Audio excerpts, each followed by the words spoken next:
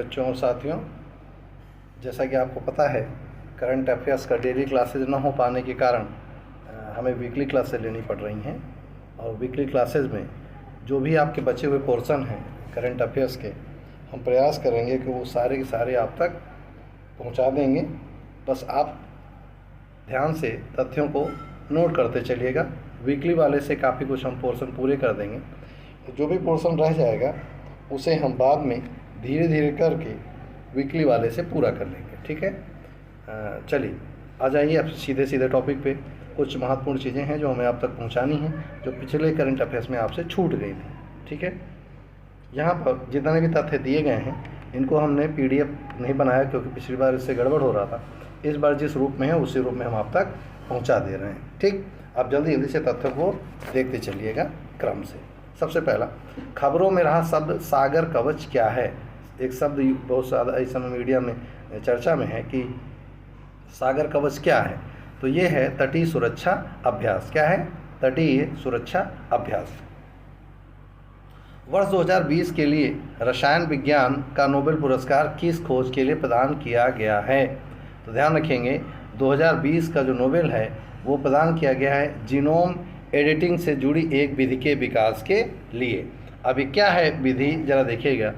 France के वैज्ञानिक Emmanuel कारपेंटियर और अमेरिका के वैज्ञानिक जेनिफर डोडना को दिया जाएगा। दोनों महिला वैज्ञानिकों ने जीन एडिटिंग तकनीक विकसित की है जिसे CSISPSR CS9 स्निपिंग कैंची कहा गया है। फिर से नोट करेंगे। अब यहाँ पर एक चीज़ ध्यान रखिएगा, आपसे केवल एक वर्ड पूछेगा CSISPR-CAS9 क्या है, तो आपको जवाब देना पड़ेगा कि जीन एडिटिंग एक विधा है। ठीक है, तो आपको यहाँ से एक सवाल सीधा सीधा बनेगा। जब UPSC या PSC का कठिनाई स्तर बढ़ता है तब ऐसे सवाल आपसे पूछे जाते हैं, और इन सवालों के जवाब सामान्यतया लोगों को नहीं याद रहता क्योंकि वो ये तो जानेंगे कि जीन एडिटिंग क्या है, लेकिन वो ये नहीं जान पाएंगे कि इसका संबंध किससे है। ठीक है, तो ध्यान रखिएगा।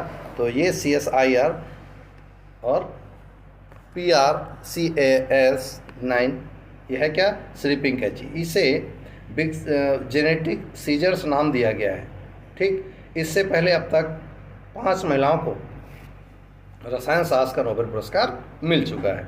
अब यहाँ एक चीज़ ध्यान रखेंगे, जीन एडिटिंग है क्या कि अगर कुछ गुणधर्म किसी एक विशेष वर्ग में है और वही गुणधर्म हम किसी एक विशेष प्रजाति में चाहते हैं या रेसेस में चाहते हैं, तो उनको किस प्रकार उनको घटाया या बढ़ाया जाए, तो इसे हम जीन एडिटिंग कहते हैं। वास्तव में कमालकारी चीज़ है।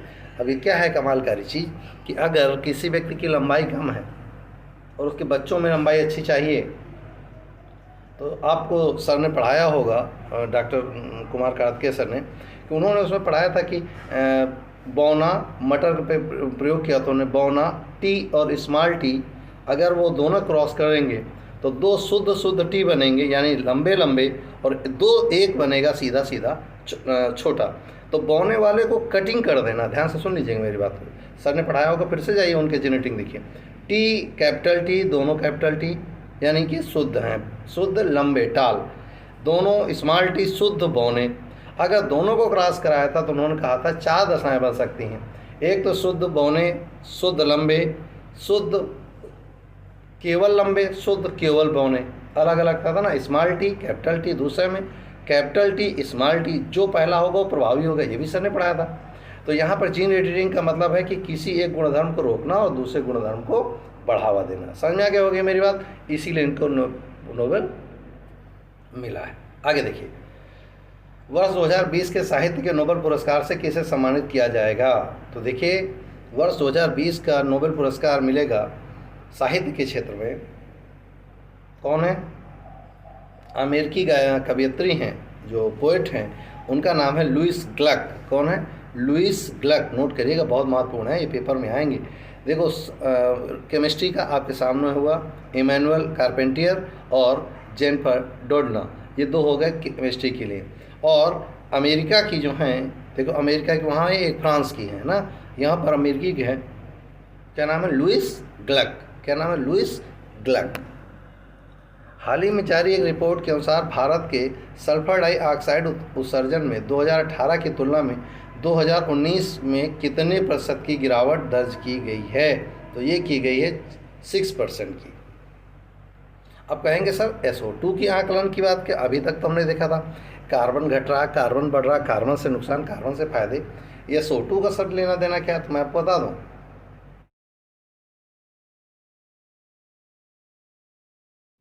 हाइड्रोजन से मिलकर, चाहे तो मैं यहाँ थोड़ा सा वो पढ़ा बता देता हूँ। हाइड्रोजन यानी H2O ये मंडल में उपस्थित पानी है, प्लस SO2 गैस जो आपसे कह रहे हैं उत्सर्जन में 6% की गिरावट आई है। अगर दोनों रिएक्शन करेंगे सल्फर डाइऑक्साइड तो बनेगा क्या? H2SO4। क्या बनेगा? H2SO4। और H2SO4 क्या है? एक सल्फ्यूरिक अम्ल है और इसी को कहते हैं अम्ल वर्षा। तो यह ध्यान रखिएगा। और इसी में अगर H2O पड़ा हो और क्लोरीन से क्रिया कर जाए तो HCl बना देगा, वो भी एक प्रकार का अम्ल है, वो भी एक तेजाब है। तो ध्यान रखिएगा H2SO4 जब SO2 की मात्रा घट जाएगी तो स्वाभाविक अम्ल वर्षा की मात्रा भी घट जाएगी। ठीक, लगातार 5वें वर्ष SO2 उत्सर्जन करने वाला सबसे वाला देश बना है। ठीक, भारत लगातार 5वें वर्ष सबसे ज़्यादा सल्फर डाइऑक्साइड उत्सर्जन करने वाला देश बना है। और सवाल आएगा कि सर SO2 उत्सर्जन होता कहाँ से है, कहाँ से उत्सर्जन होता है? तो सबसे पहले खानों से। कहाँ से? खानों से। दूसरा कहाँ से होता है? दूसरा होता है जो पेट्रोकेमिकल इंडस्ट्रीज हैं, उन्हें जो बाई प्रोडक्ट के रूप में वेपर ऊपर उठती है वो होती है क्या? Sulphur dioxide. और वायुमंडल में उपस्थित ऑक्सीजन से H2O से क्रिया करके H2SO4 बनाता है, जो कि एक प्रकार का अम्ल है। और यही जब पत्थरों के ऊपर आकर गिरता है या किसी अच्छी इमारत, इवन दैट यहाँ तक कि हम ताजमहल को ले सकते हैं, जब ताजमहल पे आकर गिरता है तो ताजमहल का रंग पीला हो जाता है। ये यूँ कहें कि ताजमहल को नुकसान हो रहा है ना। चलिए, किस देश ने हाल ही में हाइपरसोनिक ट्रिस्कोन मिसाइल का, ध्यान से रखिएगा TSIRKON ट्रिस्कोन मिसाइल का सफलतापूर्वक परीक्षण किया है? तो ये किया है किसने? रसिया ने, यानी रूस ने। अगला देखिए, poverty and shared prosperity 2020 report किसके द्वारा जारी की गई है? तो ये जारी की गई किसके द्वारा? वर्ल्ड बैंक के द्वारा। पॉवर्टी माने होता है गरीबी, एंड शेयर्ड प्रॉस्पेरिटी माने निष्पक्षता या समृद्धता। तो इसने जारी किया है वर्ल्ड बैंक।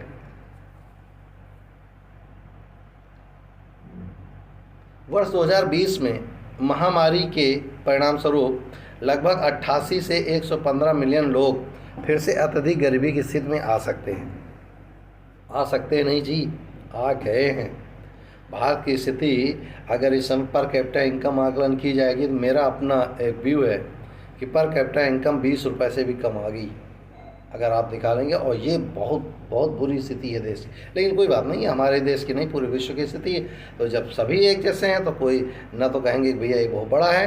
हाँ, एक देश आगे ग्रोथ कर रहा है, वो है चाइना, क्योंकि वो लाशों के ढेर पर भी बिजनेस कर सकता है और भारत लाशों के ढेर पर बिजनेस नहीं कर सकता, क्योंकि वसुधैव कुटुंबकम वाला है।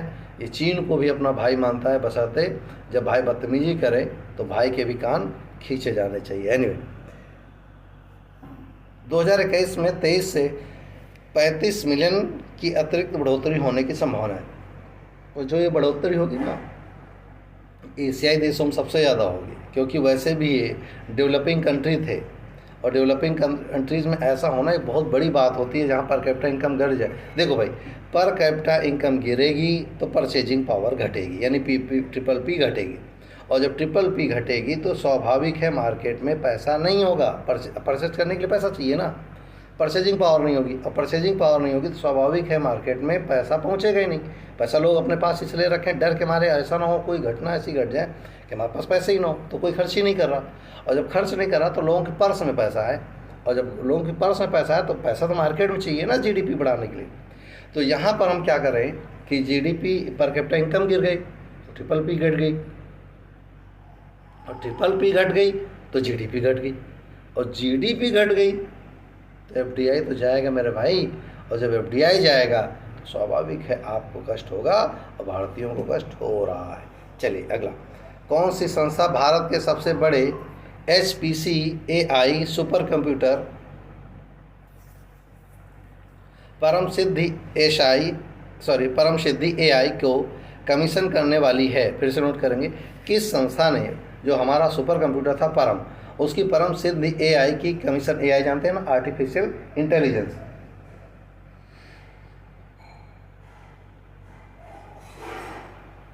तो इसको करेंगे centre for development of advance computing, that is CDAC। कौन करेगा? CDAC पेपर में आपकी केवल एक लाइन लिखी होगी, CDAC ने किसको अभी कमीशन किया है? परम सिद्धि AI, AI means artificial intelligence, है ना। चलिए अगला देखते हैं। यस, अगला है भारत की पहली हाइड्रोजन ईंधन सेल, that is HFC, hydrogen fuel cell electric hybrid car का पहला सफल परीक्षण कहाँ से किया गया? तो ये परीक्षण शुरू किया गया पुणे से। कहाँ से? पुणे से। अगला देखिए, हाल ही में कौन सा देश दुनिया का पहला देश बना है जिसके 8 समुद्र तटों को पहले ही प्रयास में ब्लू फ्लैग सर्टिफिकेट से सम्मानित किया गया है? तो ये देश है भारत। अब आपका सवाल होगा ये ब्लू फ्लैग क्या है? तो ब्लू फ्लैग का मतलब समझ लीजिएगा, ब्लू वाटर पॉलिसी हमने आपको पढ़ाई थी। अब ब्लू फ्लैग का मतलब होता है समुद्री यातायात निर्बंधन को प्रबंधित करने का सर्टिफिकेट। और भारत ने इस कोविड-19 के दौरान जिस प्रकार शिपिंग कॉरपोरेशन में उन्नति करी है, ये वो काबिल तारीफ है, और उसी लिए मिला है blue flag certificate for India, है ना। नेक्स्ट, प्रधानमंत्री नरेंद्र मोदी ने बीते दिनों किसके सम्मान में 100 रुपये का स्मारक सिक्का, ध्यान रखिएगा, ऐसा ना सोचने लगेगा कि आपको 100 रुपये का सिक्का मिलने वाला है। ये स्मारक सिक्के कुछ निश्चित क्वांटिटी बनाए जाते हैं जिनको संरक्षित रखा जाता है लोगों की याद के लिए। तो ये किया किसके द्वारा गया सम्मान? 100 रुपये का सिक्का जारी किया गया है विजया राजे सिंधिया के लिए। किसका? विजया राजे सिंधिया के लिए। अगला, हाल ही में किसने फ्रेंच ओपन का महिला एकल खिताब जीता? तो ये तो रट लीजिए, ये हर परीक्षा का प्रश्न होगा, रेलवे, बैंकिंग, SSC कहीं बैठ जाओ। तो ये फ्रेंच ओपन जीता किसने? इगा श्वेटैक ने। किसने? इगा श्वेटैक। ठीक, हो सकता है मेरे उच्चारण में त्रुटि हो तो ध्यान रखिएगा, इंग्लिश वर्जन देख लिए, SWATCK नोट करेंगे।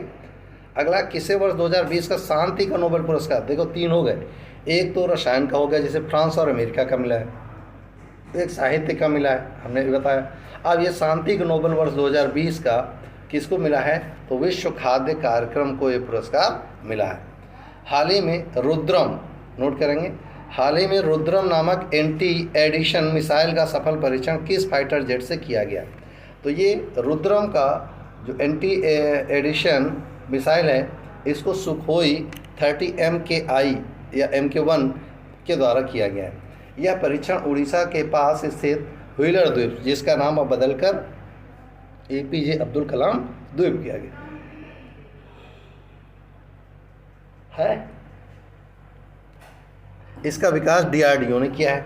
यह हवा से सतह में मार करने वाली मिसाइल है, ध्यान रखिएगा, हवा से सतह में मार करने वाली मिसाइल है। अब कहेंगे क्या? देखिए रुद्रम क्या है, तो सबसे पहले तो हमें हमारे पास जवाब होना चाहिए रुद्रम क्या है। तो रुद्रम एक एंटी रेडिएशन मिसाइल है जिसको फाइटर जेट सुखोई 30 MK1 के द्वारा उड़ीसा के व्हीलर द्वीप से प्रक्षेपित किया गया। आपके लिए क्वेश्चन बन सकता है कि व्हीलर द्वीप का नाम क्या किया गया? तो व्हीलर द्वीप का नाम बदलकर APJ अब्दुल कलाम द्वीप कर दिया गया ना। चलो, अच्छा आप बता सकते हैं कि सिमलीपाल कहाँ का अभ्यारण्य है? बहुत फेमस है। किसके लिए फेमस? कमेंट बॉक्स में लिखिए जल्दी से। कौन सा राज्य ग्रामीण घरों में 100% टैप वाटर कनेक्शन मुहैया कराने वाला देश का पहला राज्य बन गया? तो ये है गोवा। सवाल कन्फर्म आपका होगा कि टैप वाटर क्या है, तो ध्यान से सुन लीजिए। हमारी जो छत होती है, छतों का पानी पाइप के माध्यम से बहकर रोड में जाता है, रोड से नाली में जाता है, नाली से किसी छोटी नदी में जाता है और समुद्र में जाके उड़ेल दिया जाता है, जहाँ उस पानी का कोई वैल्यूशन नहीं होता, क्योंकि पत्ती उसको यूँ कहें कि रिसाइकिल नहीं कर पाती। क्योंकि कंक्रीट के जंगल खड़े किए ना हमने, तो उन जंगलों में जगह नहीं पाने के लिए, तो स्वाभाविक है उसके लिए क्या करें, उसके लिए टैप वाटर कनेक्शन मुहैया कराए, यानी जो पानी बरसेगा उसे सीधा ले जाएंगे ज़मीन के अंदर, और इससे पानी का जल स्रोत क्या होगा, बढ़ेगा, है ना। चलिए ये नेक्स्ट चले, अगला है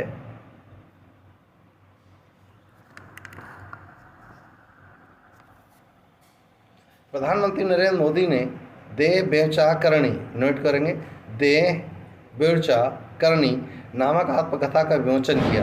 यह आत्मकथा किससे संबंधित है, तो ये है बाला साहब विखे, ध्यान रखिएगा, विखे पाटिल के, बाला साहब विखे पाटिल।